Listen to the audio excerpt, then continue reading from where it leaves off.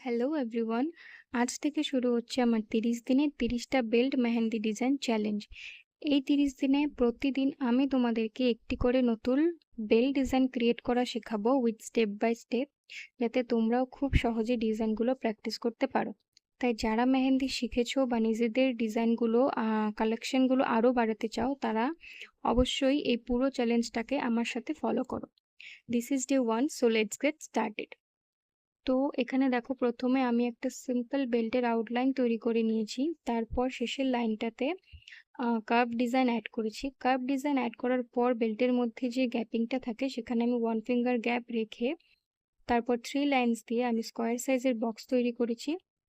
তারপর বক্সের মধ্যে যেই খালি জায়গাটা থাকবে সেখানে আমি এরকম কার্ভ লাইনের সাহায্যে একটা শেপ তৈরি করব।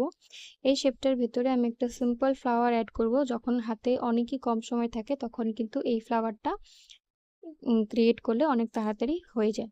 তো এইভাবে এই ফ্লাওয়ারটা অ্যাড করে বাকি যে অংশটা থাকে সেখানে আমি বোল্ড করে দেব, আর বোল্ড করার পর কিন্তু বেল ডিজাইনটা আমার কমপ্লিট হয়ে যাবে।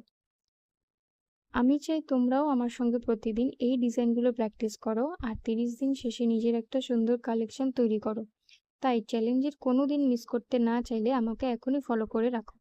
আর আজকের ডে 1-এর বেল ডিজাইনটা কেমন লাগলো তা কমেন্ট করে অবশ্যই জানিও। কাল আবার দেখা হবে ডে 2-এর একটি নতুন বেল ডিজাইন নিয়ে।